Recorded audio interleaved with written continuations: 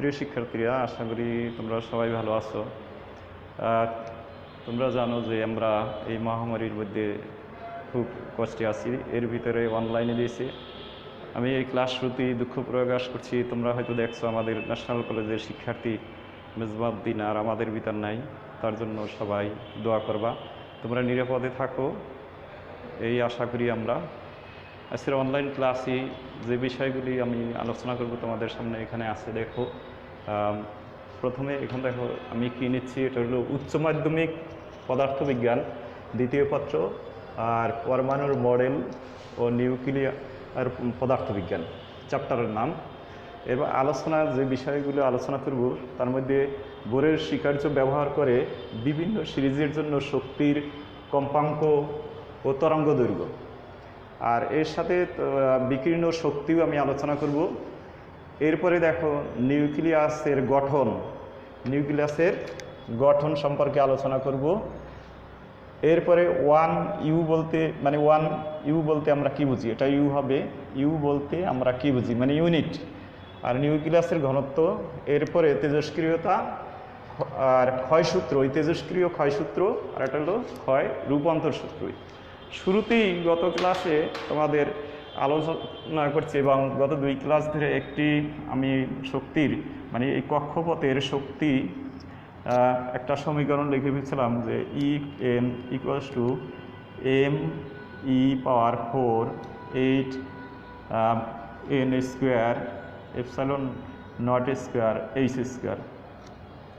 আজকের যে বিষয়গুলো আমি আলোচনা করব তোমাদের শুরুতেই বলছি যে বিভিন্ন সিরিজের, এই যে সিরিজের এটা গত ক্লাসেও তোমাদের একটু আলোচনা করেছি, কিন্তু আজকের তোমরা বাসায় এটা এখন করবা এই আশা করি। এটা যদি নিউক্লিয়াস হয়, তো নিউক্লিয়াসের প্রথম কক্ষপথে যে কক্ষপথের জন্য, অর্থাৎ এই অন্য কক্ষপথ থেকে যদি আমি এই প্রথম কক্ষপথে ইলেকট্রন আনি, একজন বৈজ্ঞানিকের নাম দিয়েছে তোমরা গত ক্লাসেই আমি বলছি, এটার নাম হলো কি লাইম্যান সিরিজ, অর্থাৎ এইখানে আনলে লাইম্যান সিরিজ বল। আর যদি তুমি মানে অসীম থেকে মানে কক্ষপথটা যদি অসীম হয়, তাহলে আমরা কিভাবে এই লাইম্যান সিরিজের দীর্ঘতম তরঙ্গ দৈর্ঘ্য আর ক্ষুদ্রতম কম্পাঙ্ক আর বিকীর্ণ শক্তি নির্ণয় করব, সেটা আমি এখানে লিখব। দেখো, লাইম্যান সিরিজের জন্য আমি লিখতে পারি, এটা হলো তোমার দীর্ঘতম, যদি আমি তরঙ্গ দৈর্ঘ্য নির্ণয় করি, দীর্ঘতম তরঙ্গ দৈর্ঘ্যের জন্য যদি আমি হিসাব করি, দৈর্ঘ্যের জন্য আমি এখানে হিসাব করব কি পেয়েছিলাম, 1/λ = তোমরা 1/λ = r। এটা জানো যে রিডবার ধ্রুবক 1 কি লিখছিলাম n²। এটা আমি যেহেতু কক্ষ 1 নিয়ে আসবো, এটা n² দেই -n², অর্থাৎ এখানে কক্ষপথ কত, n1 = 1 আর n2 = লিখব 2। এটা যদি বের করি, যে মানটা বের হবে সেটা হলো কিসের জন্য, এটা দীর্ঘতম তরঙ্গ দৈর্ঘ্যের জন্য আমরা এইটা নির্ণয় করব। আর যদি ক্ষুদ্রতম তরঙ্গ দৈর্ঘ্য নির্ণয় করতে চাই, তাহলে আমরা করব ক্ষুদ্রতম তরঙ্গ দৈর্ঘ্যের জন্য আমরা লিখব, এটাকে যেহেতু একটা আবার ক্ষুদ্রতম বের করব, এটার 1 ধরি আর এটাকে ধরি 2, 1/λ²। এটার জন্য আমরা এই সমীকরণ ব্যবহার করব, 1/n1² - 1/n2। n2-র পরিবর্তে এটা অসীম থেকে যেহেতু নিয়ে আসবে অসীম, তাহলে অসীম উপর স্কয়ার দেওয়া না দেওয়া এক কথায়, এই হলো ক্ষুদ্রতমের জন্য। এই প্রত্যেকটা সিরিজের জন্য, অর্থাৎ আমরা কয়টা সিরিজ জানি, আমরা জানি এখানে দেখো সিরিজগুলি লেখা আছে, যেটা হলো নিউক্লিয়াসের কাছে, এইটাকে বলে লাইম্যান সিরিজ। যদি বলে লাইম্যান সিরিজে দীর্ঘতম তরঙ্গ দৈর্ঘ্য নির্ণয় করো, তাহলে তোমরা কি করবা, এখন যেটা দেখাইলাম এইটা। যদি বলে বামার সিরিজের দীর্ঘতম এবং ক্ষুদ্রতম তরঙ্গ নির্ণয় করতে, তাহলে তোমরা কি করবা, এটার পরিবর্তে কি লিখবা, জাস্ট 2, আর এটা হবে কই 3, আর এটা হবে কি তখন, এটা হবে 2 আর এটার পরিবর্তে লিখবা 3, আর এখানে কিন্তু হবে জাস্ট 2। এটা হলো ক্ষুদ্রতম তরঙ্গ দৈর্ঘ্য। সেমভাবে যদি তুমি মনে করো যে প্যাশেন্ট সিরিজ বের করবা, তাহলে কি হবে, এটার জন্য এখানে হবে 3 আর এটা হবে 4। তাহলে আমরা এখানে কি এটা 3 আর এটার জন্য কি লিখবো 4, এটাকে আমরা 3 লিখতে পারি। এটা আমরা এভাবে করে আমরা করতে পারি। আর এইটার ক্ষেত্রে কিন্তু একই হবে 3 স্কোয়ার অর্থাৎ এটা 3। তাহলে আমরা কি দেখলাম যে প্যাশনের জন্য প্রত্যেকটার জন্য তার পরের ধাপটা অর্থাৎ পরের ধাপটা যদি এই লাইম্যান সিরিজ হয় তাহলে প্রথমে এবং এই দুইটার তরঙ্গদৈর্ঘ্যর যে তরঙ্গদৈর্ঘ্য এই এখান থেকে যদি একটি ইলেকট্রন আসতে যে তরঙ্গদৈর্ঘ্যে আসবে সেটা হলো ক্ষুদ্রতম, সেটা হলো দীর্ঘতম। আর অসীম থেকে যেটা আসবে এটা হলো তোমার কি হবে ক্ষুদ্রতম। তাই দূর থেকে অর্থাৎ অসীম থেকে যদি তোমার ইলেকট্রন এই লাইম্যান সিরিজে আসে তাহলে হবে ক্ষুদ্রতম, আর যদি এখানে এই 2 থেকে 1-এ আসে তাহলে ক্ষুদ্রতম। প্রত্যেকটা এভাবে আমরা নির্ণয় করতে পারবো। আশা করি তোমরা এই বিষয়টা বুঝতে পারছো। এরপরে আছে কি কম্পাঙ্ক। তোমরা এটা তরঙ্গ দৈর্ঘ্য নির্ণয় করছো, আর কম্পাঙ্ক তো তোমরা জানোই যে এফ সমান আমরা কি জানি, এফ সমান সি বাই ল্যামডা। তাই যদি ল্যামডার মান বের করতে পারো তাহলে সি এর মান থেকে তোমরা এখানে এইটার মানটা বের করতে পারবা। এরপরে আসো যে আমরা তাহলে আমরা এটা মোটামুটি বুঝে গেছি। এরপরে আসো আমরা আছি যে আলোচনা করব যে নিউক্লিয়ার বা নিউক্লিয়াস কীভাবে গঠিত হয় এই সম্পর্কে। আমরা জানি যে পরমাণু কীভাবে গঠিত হয়। পরমাণু যদি আমরা হিসাব করি তাহলে প্রথমে আমরা পরমাণুর গঠন সম্পর্কে জানছি যে পরমাণুতে কী কী আছে। পরমাণু প্রথমে হলো অ্যাটম। অ্যাটমের ভিতর কি আছে আমরা জানি সবাই, অ্যাটমের ভিতর একটা হলো আছে ইলেকট্রন, এটা আমরা জানি। আর কি জানি নিউক্লিয়াস। নিউক্লিয়াস, এই নিউক্লিয়াস সম্পর্কে আমি এখানে এখন আলোচনা করব। তা নিউক্লিয়াসে কি কি আছে আমরা শুধু 2টা মিনিমাম জানবো। একটা হলো প্রোটন আর একটা হলো নিউট্রন। Neutron TRON, neutron. এই 2টা সম্পর্কে অর্থাৎ আমি এখন কি আলোচনা করছি নিউক্লিয়াস। নিউক্লিয়াস কীভাবে গঠিত হয়। তাই নিউক্লিয়াস ভিতর কয়টা কণাকে আমরা হিসাব করতেছি এখানে 2টা। একটা হলো প্রোটন মৌলিক কণিকা এটাকে বলে, আর এটা হলো নিউট্রন। তাহলে 2টা জিনিস এখানে আছে। এই 2টা তাহলে নিউক্লিয়াস গঠিত হয় কি কি নিয়ে, নিউক্লিয়াসের এলিমেন্টস কয়টি 2টা। এছাড়াও পজিট্রন আছে, অ্যান্টিনিউট্রন আছে, এগুলি আমরা এখন হিসাব করব না। তাহলে এইগুলির আমরা জানবো যে কীভাবে এই নিউটনের ভর নির্ণয় করা যায়। আমরা জানি যে ইলেকট্রনের ভর, ইলেকট্রন এর ভর আমরা জানি, এর ভর me সমান 9.11 × 10⁻³ কেজি। এটা জানি আমরা ইলেকট্রনের ভর। আর এরপরে আমরা জানব প্রোটনের ভর।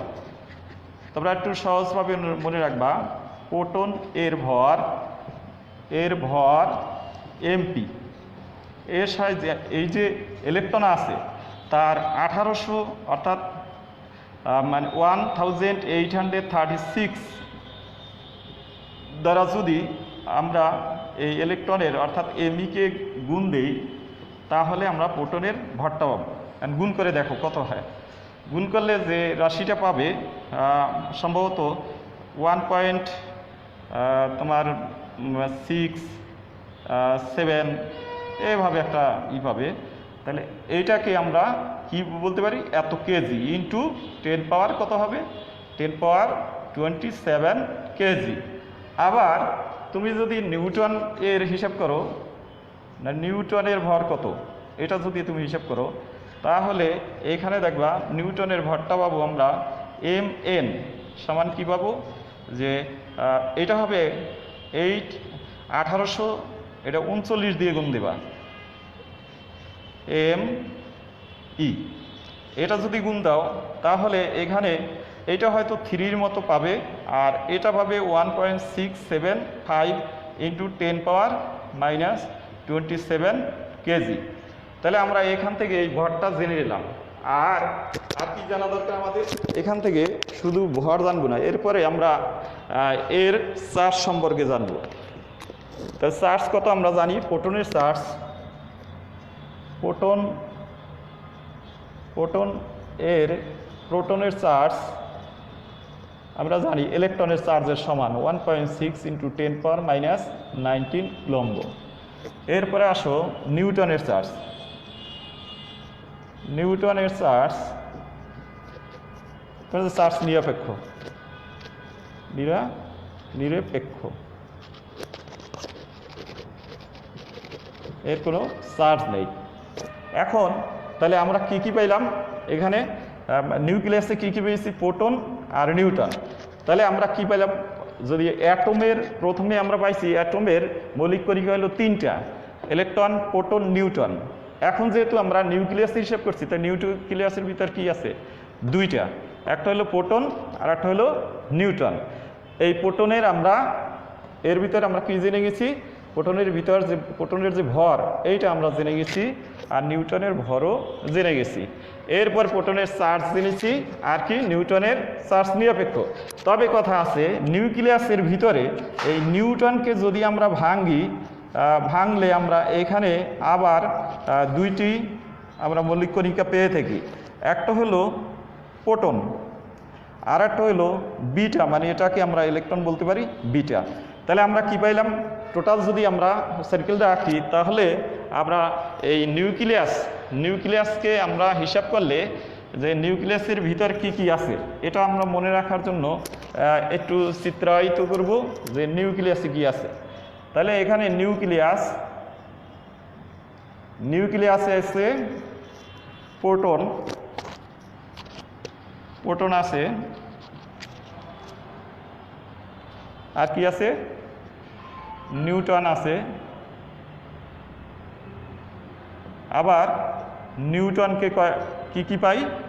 একটা প্রোটন পাই, হাইড্রোজেন দ্বারা লেখা যায়, আর একটা হলো বিটা -1, এটাকে আমরা ইলেকট্রন বলতে পারি।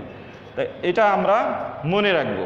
এখন তোমাদের কোশ্চেন আসতে পারে যে এই যে প্রোটন, এই নিউক্লিয়াসে যে প্রোটন থাকে অর্থাৎ পজিটিভ, আর কি থাকে? নিউট্রন থাকে। এদের মধ্যে মানে এরা কিভাবে থাকে? এরা তো নিউক্লিয়াসে অবস্থান করছে, তাহলে কিভাবে থাকে? এদের ভিতর যে টান বা আকর্ষণ বল, এটার বলে নিউক্লিয় বল। তোমরা মনে রাখবা, এটার নাম হলো নিউক্লিয় বল। এই বলের যে আকর্ষণ বল, এই বলের মান তোমার যে মহাকর্ষীয়, এদের ভিতর যে মহাকর্ষীয় বল আছে তার চেয়েও বেশি। তাহলে এইখানে এই যে এদের ভিতর যে আকর্ষণ বল, এটা হলো নিউক্লিয় বল হিসেবে আমরা বিবেচনা করে থাকি। তাহলে নিউক্লিয়াসের ভিতর যে এই মৌলিক কণিকা 2টি প্রোটন আর নিউট্রন থাকে যে বলে, তাকে আমরা কি বলতে পারি? নিউক্লিয় বল। এরপরে আসো আমরা এখানে এরপরে যে বিষয়টি আলোচনা করব, এখানে 1 ইউনিট, 1 ইউনিট বলতে কি বোঝা যায়? 1 ইউনিট, দেখো 1 ইউনিট বলতে বোঝা যায় কার্বন পরমাণু। আমরা কার্বন 12 এর 1/12 অংশের ভরকে 1 ইউ বলে। এখন হিসাবে আসবো কিভাবে? তাহলে একটি কার্বন অর্থাৎ 1 মোল কার্বন, আমরা জানি 1 মোল কার্বন এর ভর 1 মোল কার্বনের ভর 12 গ্রাম। আচ্ছা, তাহলে 1 মোল কার্বনে পরমাণুর সংখ্যা আছে, কার্বন পরমাণু 1 মোল কার্বন এ পরমাণু সংখ্যা এটা আমরা জানি। আমরা যদি জানি অ্যাভোগাড্রোর সংখ্যা দ্বারা এটা আমরা নির্ণয় করি যে 1 মোলে কতটুকু থাকে?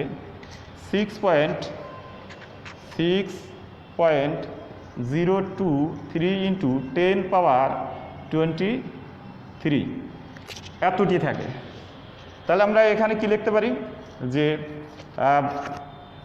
6.0 যদি হিসাবটা আসি 6.02 × 10⁻23 3টি পরমাণুর পরমাণুর ভর ভর এটা এতটি কার্বন পরমাণু লিখবো এখানে, এতটি কার্বন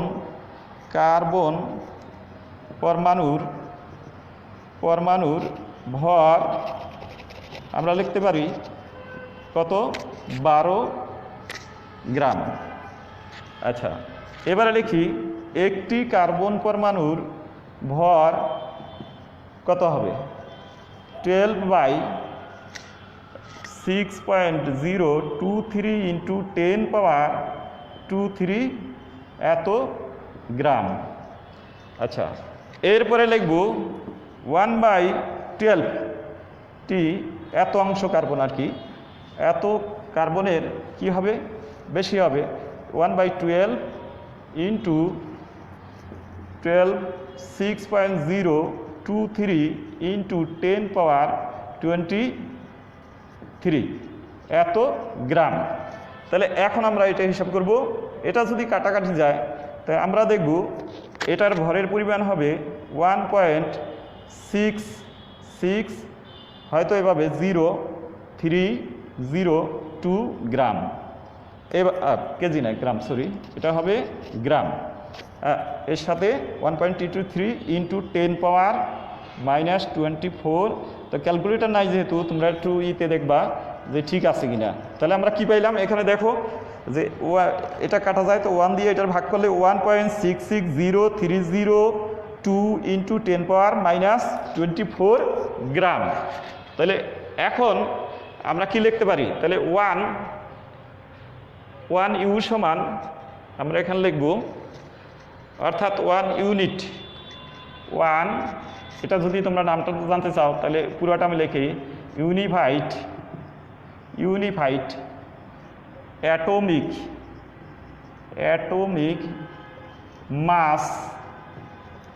মাস ইউনিট বলে এটাকে, তোমাদের সুবিধার্থে আমি নামটা লিখে দিলাম, অ্যাটমিক মাস ইউনিট সমান আমরা কি পেয়েছি যে 1.66032 10 ইন্টু 10⁻24 গ্রাম। এটাকে আমি কেজিতে নিব, 1.66032 ইন্টু 10⁻27 কেজি। তাহলে আমরা এইখানে 1 কি সমান পাইলাম, 1 ইউনিট, এটাকে আমরা লিখতে পারি 1 ইউনিট অর 1 AMU, পূর্বে এটাকে AMU বলতো। তাহলে আমরা 1 ইউ বা 1 AU বলতে কি বুঝি আমরা এটা বুঝতে পারলাম। এটা হিসাব করার কারণ হলো যে যেহেতু পরমাণু অতি ক্ষুদ্র, যার কারণে এই ক্ষুদ্র মান পরিমাপের জন্য এটা ব্যবহার করা হয়ে থাকে। তাহলে এবারে এই AMUতে যদি আমি ইলেকট্রনের ভর হিসাব করি, ইলেকট্রনের যদি হিসাব করি, ইউ এককে ইলেকট্রনের ভর সমান কি হবে বলো, একটা ইলেকট্রনের ভর জানি কত, 9.11 ইন্টু 10⁻31 বাই কত হবে, এত কেজি আমরা জানি, বাই এটা কি হবে 1.66032 ইন্টু 10⁻27 কি হবে, এত আমরা লিখতে পারি ইউ। এত ইউ সমান কত হবে, তোমরা কেউ কি লাইনে আছে? তাহলে একটু হিসাবটা বলো তো কত হবে, 0.00, এরপরে দেখো কত আসে, 00 সামথিং আসবে আর কি তোমাদের এখানে। এরপরে আমি যদি হিসাব করি যে কত আসছে বলো 0.00, হ্যালো 0.00, এরপরে তোমার এখানে 8 এভাবে সামথিং কিছু আসবে আর কি। এটা কার ভর তোমরা এটা বের করে নিও, এটা হলো ইলেকট্রনের ভর ইউতে যদি প্রকাশ করো। তারপরে হলো প্রোটনের ভর, প্রোটন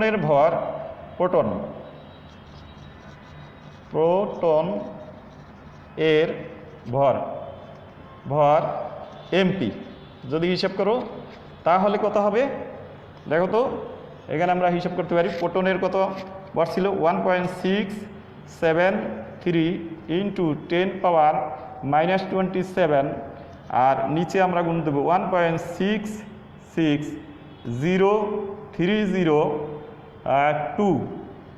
ইন্টু 10⁻⁻27 এত ইউনিট। অনুরূপভাবে যদি তুমি হিসাব করো যে নিউটনে হিসাব করবা তাহলে কত হবে 1.66030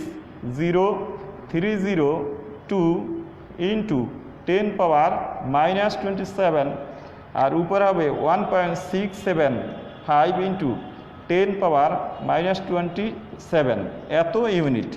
এখন যেটা হয় তাহলে আমরা এখানে কিসের ভর নির্ণয় করছি, এইটা ইউনিটে প্রকাশ করছি আর এটা নিউটনের, তো এটা হলো প্রোটন এবং নিউটনের ভরগুলো আমরা এভাবে বের করতে পারবো। তাহলে আমরা এখানে বুঝে গেছি যে মানে 1 ইউ বলতে কি বোঝা যায় এবং কিভাবে এই 1 AMU অর্থাৎ অ্যাটমিক মাস ইউনিট আসে সেটা আমরা এখান থেকে বুঝে নিলাম। এরপরে দেখো আমি যে বিষয়ে আলোচনা করব নিউক্লিয়াসের ঘনত্ব। আমরা জানি ঘনত্ব বলতে কি বোঝায়, একক আয়তন ভরকে ঘনত্ব বলে, সেম, এর কোনো ডিফারেন্স নেই। তাহলে আমরা রো ইকুয়ালস টু একক আয়তন ভর মানে ভর উপরে আর নিচে আয়তন। কার ভর এটা? এটা হলো ভরটা হলো তোমার নিউক্লিয়াসের হিসাব করতেছি। তাহলে কার ভর? নিউক্লিয়াসের। তাই নিউক্লিয়াসের মনে করো ধরি নিউক্লিয়াসে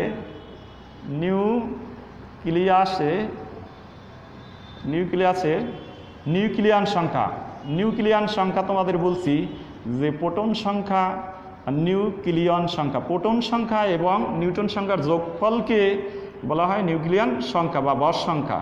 নিউক্লিয়ান সংখ্যা কত হবে ধরি এ, আর যদি এখানে হিসাব করি যে নিউক্লিয়ান সংখ্যা কত এ, আর প্রত্যেকটি নিউক্লিয়ানের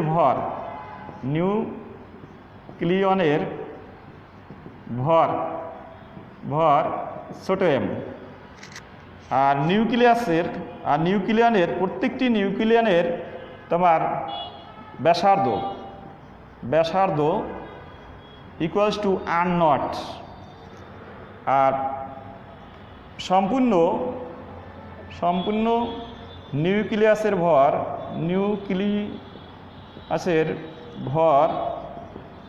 ভর ধরে নিলাম। সম্পূর্ণ নিউক্লিয়াসের ভর আমাদের দরকার নেই, এটা উপরে ধরছি। সম্পূর্ণ নিউক্লিয়াসের যদি এখানে লিখি নিউক্লিয়াসের প্রত্যেকটি মানে সম্পূর্ণ নিউক্লিয়াসের ব্যাসার্ধ আর ধরলাম আর। এখন এই যে সম্পর্ক মানে m/v এটা হলো নিউক্লিয়াসের পুরোটা, আর এটা হলো কি নিউক্লিয়াসের পুরো আয়তন। এখন দেখো এটা হলো ক্ষুদ্র ক্ষুদ্র নিউক্লিয়াস সংখ্যাগুলি ব্যাসার্ধ, আর এটা সম্পূর্ণ নিউক্লিয়াসের ব্যাসার্ধ। এদের ভিতর যদি সম্পর্ক স্থাপন করি, মনে করো এটা হলো একটা নিউক্লিয়াস, এটা ক্ষুদ্র ক্ষুদ্র নিউক্লিয়ান সংখ্যা আছে, প্রোটন পজিটিভ আর চার্জ নিরপেক্ষ নিউট্রন এভাবে আছে, এভাবে অসংখ্য আছে চার্জ নিরপেক্ষ যদি থাকে। এর প্রত্যেকটার ব্যাসার্ধ হলো r0, আর এটার পুরোটা ব্যাসার্ধ হইল কি ধরছি বড় হাতের আর। তাহলে বড় হাতের আর ধরছি যেহেতু, তাহলে এই পুরোটার জন্য তোমার আয়তন সম্পূর্ণ নিউক্লিয়াসের ব্যাসার্ধ, এই আয়তন ব্যাসার্ধ তো ধরছি আয়তন সমান কি হবে 4/3 পাই r কিউব। আর প্রত্যেকটি নিউক্লিয়নের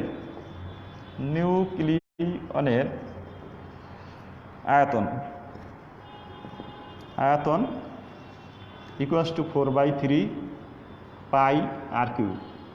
নিউক্লিয়ান সংখ্যা কত? নিউক্লিয়ান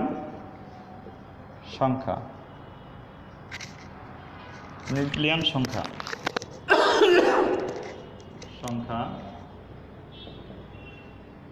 যদি লিখি এ, তাহলে আমরা এখানে কি পাই?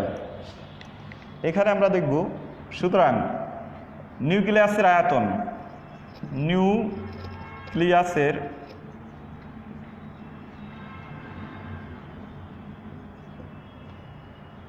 আয়তন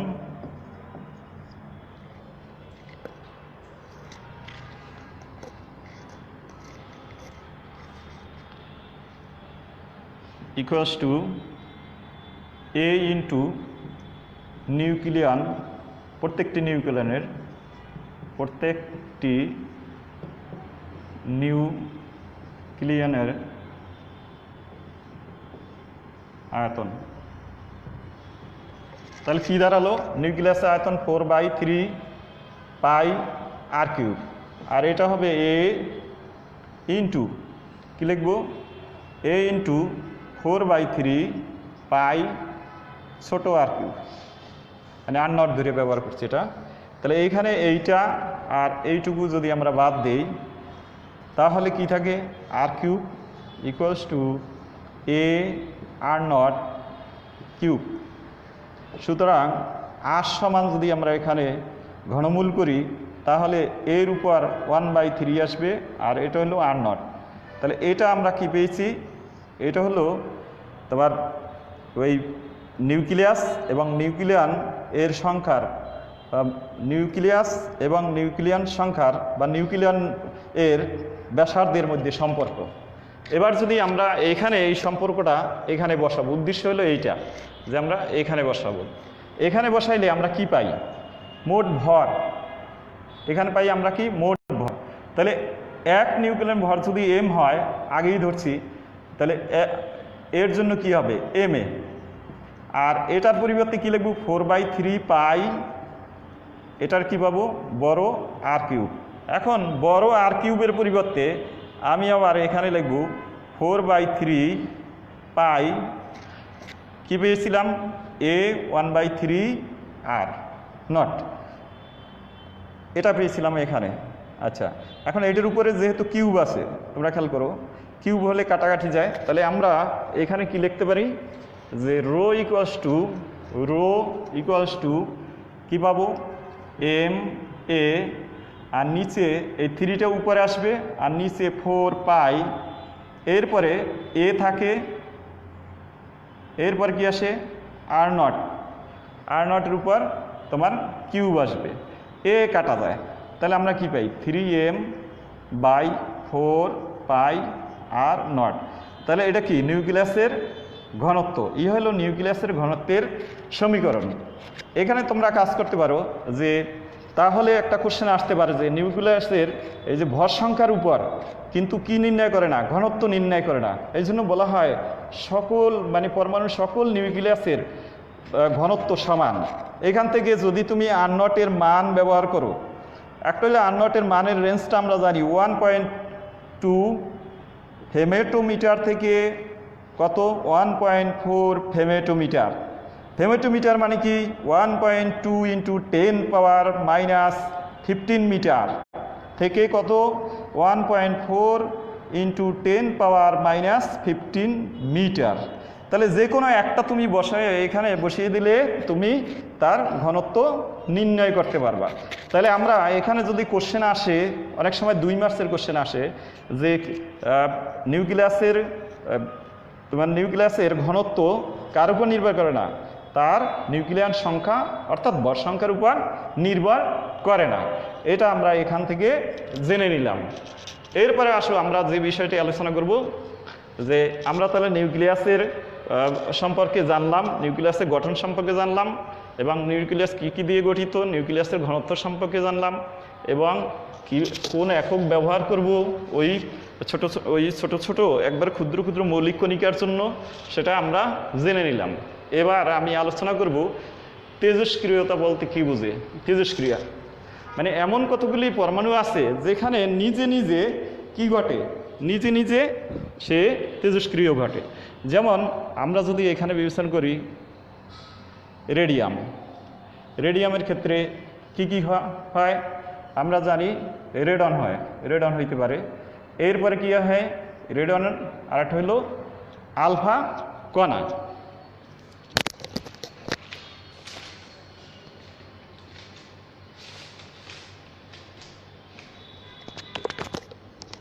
তাহলে আমরা এখানে একটা জিনিস লিখতে পারি যে এখানে হলো, এখানে যদি আমরা দেই যে 88 আর এটা হলো কত 226, তাহলে এখানে আমরা পাবো 84 আর এখানে আমরা কি পাবো যে 226।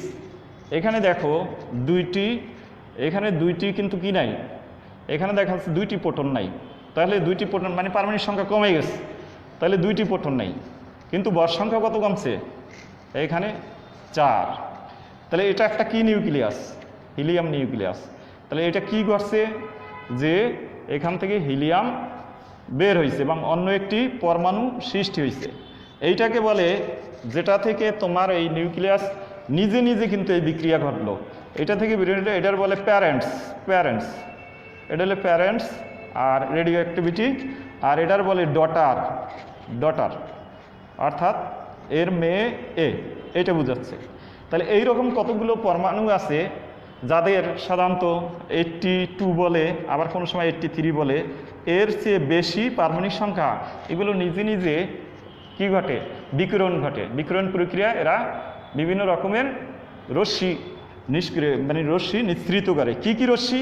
আলফা করতে পারে, বিটা করতে পারে আর গামা। এই তিনটা রশ্মি এখান থেকে নিঃসরণ ঘটে, এইটাকে বলা হয় তেজস্ক্রিয়। এখন এই যে আলফা বিটা গামা এ সম্পর্কে আমরা জানবো একটু সামান্য, আমরা তারপরে একটু আলোচনা করে নেই। আলফা হলো, যদি হিসাব করা, আলফা হলো helium nucleus, positive He helium. তাহলে এর ভর হিলিয়ামের ভরের সমান। এর তোমার যদি বলো যে এর চার্জ কত, তাহলে 3.2 × 10⁻⁻19 চার্জ, এত কুলম্ব। এরপরে আসো বিটাকে যদি হিসাব করো, বিটা হলো নেগেটিভ, হলো ইলেকট্রন, তাহলে এর ভর কত যদি জিজ্ঞাসা করো, তাহলে ভর কত হবে? ভর হবে একই, ভর হবে কত 9.11 × 10⁻31 কেজি। আচ্ছা, আর চার্জটা তুমি জিজ্ঞাসা করলে কত? 1.6 × 10⁻19 কুলম্ব। তাহলে এটা আমরা, আর গামা হলো কি নিরপেক্ষ। তাহলে এটা আমরা এই তিনটে রশ্মি সম্পর্কে আমরা জেনে নিলাম। তাহলে যেসব পদার্থ থেকে নিজে কি করে, যেসব পদার্থ নিজের পরিবর্তন ঘটে, বিকিরণ ঘটে, এইগুলো কি বলা হয় কি? তেজস্ক্রিয় পদার্থ। এরপরে তোমরা আসো যে তেজস্ক্রিয় পদার্থ যে কিভাবে ভাঙে, এবং আর এই তেজস্ক্রিয় পদার্থ কিন্তু আবার মানে দুইভাবে হতে পারে। একটা হলো কৃত্রিম, যেটা আইসোটোপের মাধ্যমে তৈরি করে আমরা যেটা ব্যবহার করি, সেটা 82-র চেয়ে কম পারমাণবিক সংখ্যা হতে পারে, কিন্তু নিজে ঘটে যেটা, সেটা 82-র চেয়ে বেশি হতে হবে। তাহলে আমরা তেজস্ক্রিয় ভাঙ্গনের পরিমাণ কিভাবে হয়, এখানে দেখো সূত্র দিয়েছে তেজস্ক্রিয় ভাঙ্গনের, তেজস্ক্রিয় ক্ষয় সূত্র, এটার বলে তেজস্ক্রিয় ক্ষয় সূত্র। এটা কিভাবে ঘটে, যে নিজে ঘটে, কিভাবে ঘটে, এর একটা তোমার সূত্র আছে, তেজস্ক্রিয় ক্ষয় সূত্র dN dt is proportional to, এটাকে যদি হিসাব করো তাহলে n। এখন আমরা জানবো nটা কি আর এইটা কি। এটা হলো ভাঙার হার, অর্থাৎ প্রতি সেকেন্ডে অথবা প্রতি মিনিটে অথবা প্রতি ঘন্টায় আমরা যেভাবে হিসাব করব যে কতটুকু ভাঙে তার অক্ষত পরমাণুর সংখ্যার সমান। অক্ষত মানে যেটুকু ভাঙে নাই তার পরমাণুর সংখ্যার সমানুপাতিক, সমানুপাতিক। তাহলে আমরা যদি এটি হিসাব করি, এরপরে মাইনাসটা যদি এই দিকে নেই, তাহলে dN dt proportional to minus lambda. এর অর্থ মাইনাস চিহ্ন দ্বারা বোঝা যায় যে সে ক্ষয় হচ্ছে। এরপরে আমরা এখানে যদি হিসাব করি dN dt equals to minus lambda n। এখন ল্যামডা কি? ল্যামডা হলো সমানুপাতিক ধ্রুবক। এই ল্যামডাটা হলো সমানুপাতিক ধ্রুবক। ল্যামডাকে কি বলা হয়? ক্ষয় ধ্রুবক। এটা সমানুপাতিক ধ্রুবক, এটার নাম হলো ক্ষয় ধ্রুবক। তাহলে এই যে ক্ষয়সূত্র, এটা হলো ক্ষয়সূত্রের গাণিতিক রূপ। কিসের? তেজস্ক্রিয়তার ক্ষয়সূত্রের গাণিতিক রূপ। এরপরে ধরো এই তেজস্ক্রিয় ক্ষয়ের রূপান্তর সূত্র আছে। রূপান্তর সূত্রটা আমরা কিভাবে হিসাব করব? তেজস্ক্রিয় ক্ষয় রূপান্তর সূত্র। রূপান্তর সূত্র, এইটা আমরা এখানে এখন নির্ণয় করব। দেখো তাহলে আমরা ওখান থেকে কি পেয়েছি, ডিএন তেজস্ক্রিয় ক্ষয় সূত্র থেকে dN dt equals to minus N lambda. এটাকে যদি আমরা ডিটি দিই, উভয় পক্ষে ডিটি দিয়ে আবার গুণ করে দিই, dt equals to n lambda dt, তাহলে কি থাকে, dn equals to minus N lambda dt. এনটাকে এই সাইডে নিয়ে আসবো, যেহেতু এটা অপারেটর, এন এর operator, dn by n equals to minus lambda dt. এখন তেজস্ক্রিয় পদার্থ যখন প্রথম অবস্থায় অর্থাৎ সে ভেঙে যায়নি, তখন পরমাণুর সংখ্যা আমরা ধরবো এন নট, অর্থাৎ সে ভাঙেনি, এই অবস্থায় হলো এন নট। তাই তেজস্ক্রিয় পদার্থ ভাঙার মুহূর্তে হিসাব করব, মুহূর্তে সময় ধরব কি 0, তখন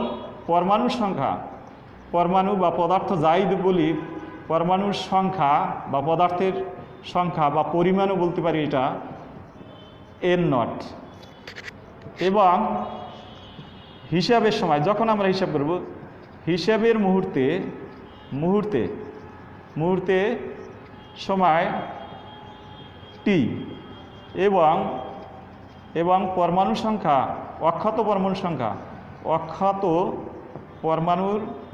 পরমাণুর সংখ্যা ধরব এন। এই হিসাব করে এটাকে যদি আমরা একটা সমীকরণ দিই, এক যদি ধরি, তাহলে এক নংকে উপরোক্ত সীমায়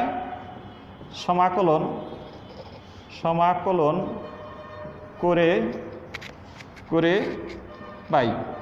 তাই সমাকলন করলে কি পাবো, দেখো এই সাইডে ছিল ইন্টিগ্রেশন ডিএন এন, এটার লিমিট কি, লোয়ার লিমিট হলো এন নট থেকে কোথাও N equals to minus lambda, ধ্রুবক রাশি, একে বাইরে রাখবো, ইন্টিগ্রেশন 0 থেকে টি, আর এটা হবে ডিটি। তাহলে আমরা এইভাবে একটা সমীকরণ পাই। এরপরে এটাকে যদি আমরা ক্যালকুলেশন করি, তাহলে কি পাবো, দেখো তোমরা, ইন্টিগ্রেশন ডিএন, ইন্টিগ্রেশন কি আছে, ইন্টিগ্রেশন ডিএন এন, আর এইদিকে কি আছে, এটা আমি আর একবার লিখলাম, ল্যামডা ডিটি, লিমিট 0 থেকে টি, আর এটা হলো এন নট থেকে এন। আমরা জানি সূত্র, তোমরা সূত্রটা জানো, সূত্র হইল কি, integration dx x equal to কি ln x। তাহলে এই সূত্র যদি আমরা অনুসরণ করি, তাহলে এটা কি লিখতে পারি, ln n। এখন দেখো এখানে লিমিট আছে, তাহলে আমরা এখানে থার্ড ব্র্যাকেট ব্যবহার করব, নিচে কত এন নট আর উপরে n equals to minus lambda, আর এটাকে যদি ব্যবহার করি ডিটির ইন্টিগ্রেশন টি, এটা আমরা জানি ডিটির ইন্টিগ্রেশন হলো টি, 0 থেকে কত টি লিমিট। এরপরে আসো, এখন ফার্স্ট ব্র্যাকেট দিব, অবশ্যই ফার্স্ট ব্র্যাকেট, এই এন এর পরিবর্তে কিন্তু এই এন কিন্তু এক না, এটা মনে রাখবা, এই এন এর পরিবর্তে কে বসবে, উপরেরটা বসবে। এখানে যদি 5 থাকতো তাহলে এখানে হবে 5, এখানে যা থাকবে তাই হবে। তাহলে আমরা এখানে লিখি এন, এরপর সূত্রের মাইনাস, এই এন এর পরিবর্তে আবার নিচেরটা বসবে, ln n naught equals to minus lambda, এবার ফার্স্ট ব্র্যাকেট দেবো, এইটি এর পরিবর্তে এইটি, এরপরে সূত্রের মাইনাস, আবার লোয়ার লিমিট কত 0। তাহলে এখানে আমরা এইটা 19-এ পড়েছি, যদি মাইনাস থাকে তাহলে কি ভাগের সূত্র, তাই ln n নট আর equals to minus lambda t. আচ্ছা, এরপরে পরের লাইনটা দেখো সবাই, পরের লাইনটা কি হবে, ln এর পরিবর্তে আমি লিখতে পারি log ই ভিত্তিক, তোমরা জানো, আর এটা হলো n naught equals to minus lambda t. এখন নিয়ম অনুসারে এই ইর পাওয়ার হবে আর লগ থাকবে না, তাহলে আমরা লিখতে পারি n naught equals to e power minus lambda t. তাহলে আমরা কি পাই n equals to n naught e power minus lambda t. তাহলে এইটাকে বলা হয় তেজস্ক্রিয় ক্ষয় রূপান্তর সূত্র। কি নাম? তেজস্ক্রিয় ক্ষয় রূপান্তর সূত্র। আর আগেরটা ছিল তেজস্ক্রিয় সূত্র। এটাকে যদি তুমি গ্রাফ আকারে আঁকো তাহলে এভাবে দেখবা যে এইদিকে যদি সময় দাও আর এদিকে যদি তুমি এন দাও, এন মানে এর পরিমাণ দাও, তাহলে এভাবে সূচকীয়ভাবে এটা কমতে থাকবে। এভাবে একটা গ্রাফ তোমরা পাবে এভাবে। আর যদি এখানে অর্ধায়ু বিবেচনা করো, অর্ধায়ু পরে কথা বলতেছি, কিন্তু এইভাবে একটা গ্রাফ তোমরা পাবে। একদম এখান থেকে সূচকীয়ভাবে কমলো আর এখান থেকে আস্তে আস্তে নিচের দিকে এইরকম একটা গ্রাফ পাবে এটার জন্য। এরপরে আসো যে এটা কি পাইলাম? তেজস্ক্রিয় ক্ষয় রূপান্তর সূত্র। আর আগেরটা হলো তেজস্ক্রিয় ক্ষয় সূত্র। এখন তোমরা এখানে দেখো ক্ষয় সূত্র পরে আমরা যে আলোচনা করব সেটা হলো এই তেজস্ক্রিয় পদার্থের অর্ধায়ু হিসাব করব। অর্ধায়ু তাহলে আমরা জানি আমরা ওইটা ব্যবহার করব। আমরা জানি তেজস্ক্রিয় ক্ষয় রূপান্তর সূত্র, তেজস্ক্রিয় ক্ষয় রূপান্তর সূত্র n equals to n naught e power minus lambda t. এখানে অর্ধায়ুর জন্য অর্ধায়ু কি আমাদের বুঝতে হবে? অর্ধায়ু হলো পরমাণু অর্ধেক ভাঙতে যে সময় লাগে এটাকে বলা হয় অর্ধায়ু। তাহলে অর্ধায়ুর জন্য n ইকুয়ালস টু কী হবে? n naught by two.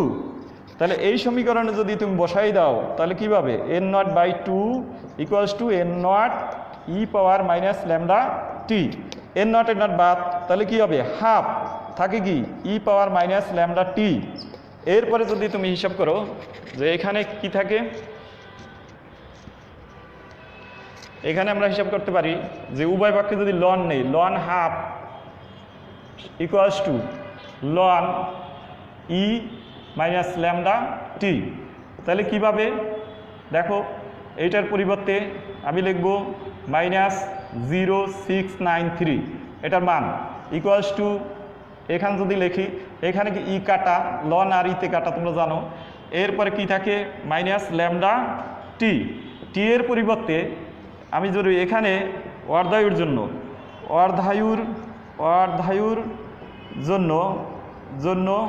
T equals to T half ধরি, টি এর নিচে হাফ ধরছি।